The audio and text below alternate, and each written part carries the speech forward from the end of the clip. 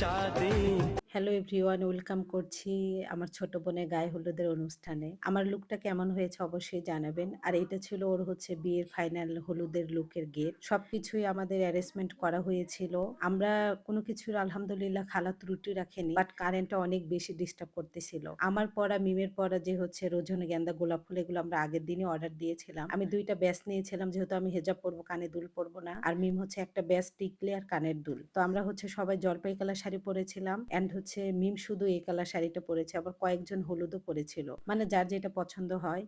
সবাই কম বেশি হলুদ দেওয়া হয়ে গিয়েছে। অ্যান্ড হচ্ছে আমি সবার লাস্টে দিয়েছি। জেনারেটর ভাড়া করা ছিল, তারপরও অনেক বেশি হচ্ছে কারেন্ট ডিস্টার্ব করতেছিল। ছেলেপক্ষের মানুষ এসেছিল। এসে ওরা একটু আনন্দ করেছে। আবার আমার ছোট বোনকে একটু হলুদ দিয়েছে। আমি যখনই হচ্ছে হলুদ দিতে যাব কারেন্টটা চলে গিয়েছিল। তারপর আমি হচ্ছে ওখানে বসে ওয়েট করতেছিলাম যে পরের দিনও হচ্ছে প্রোগ্রাম আছে। এজন্য আরকি। আর ক্যামেরাম্যান গুলো আমার সঙ্গে দুষ্টুমি করতেছিল। আমি হাসতেছিলাম। মানে আমাদের এলাকার হলেও অনেকে আমাকে চেনে না। যেহেতু আমি এখানে থাকি না, বাট আমিও কাউকে চিনি না। পরের দিন সকালবেলা আবার হচ্ছে গোসলের আগে ওকে হলুদ দেওয়ানো হয়েছে, স্টেজে রাখা হয়েছে। তো আমার বড় মামার ছোট মেয়ে নূরে জান্নাত অনেক সুন্দর করে নাচ করতেছিল। আবার আমার মামির হচ্ছে বোনের মেয়েও ছিল। বাবুকে নিয়ে আমরা একটু ছবি-টবি তুললাম। ছেলেদের এই পোশাকটা ছিল আর মেয়েদের ছিল জলপাই কালার। গেটের লুকটা কেমন হয়েছিল জানাবেন। খালা কোনো কিছুই তার মেয়ের বিয়েতে ত্রুটি রাখেনি। প্রতিটা বাবা-মাই চায় তার মেয়ের কোনো কিছু স্বপ্ন যদি অপূর্ণ না থাকে। আর এই জায়গাটা আমি বেশি ইমোশন হয়েছিলাম। ও এত বেশি কান্না করতেছিল। ওর বিয়ে হয়েছে কিন্তু কাবিন দেওয়া হয়েছে ২ বছর আগে। পরের দিন সবার লাস্টে হচ্ছে আমার বড় আপু আসছিল।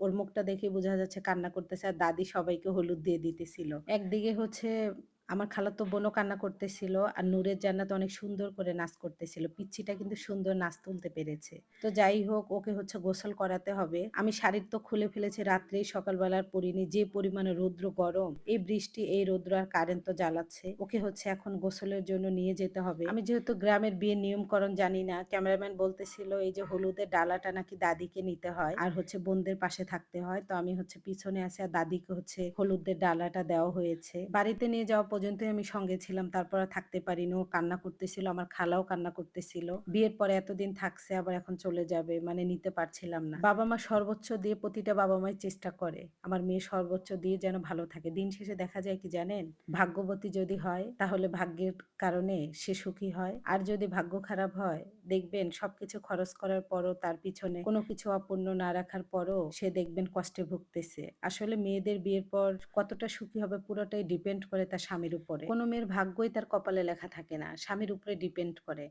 আদৌ ওই মেয়েটা কতটুকু ভালো থাকবে, কতটুকু খারাপ থাকবে। তো যাই হোক, এটা হচ্ছে আগের অংশ ছিল। মিম একটু নাচতেছিল, বললাম যে রিঅ্যাকশন ভিডিও দাও। আর আমি তো গান নাচে একদম ঢেড্ডু।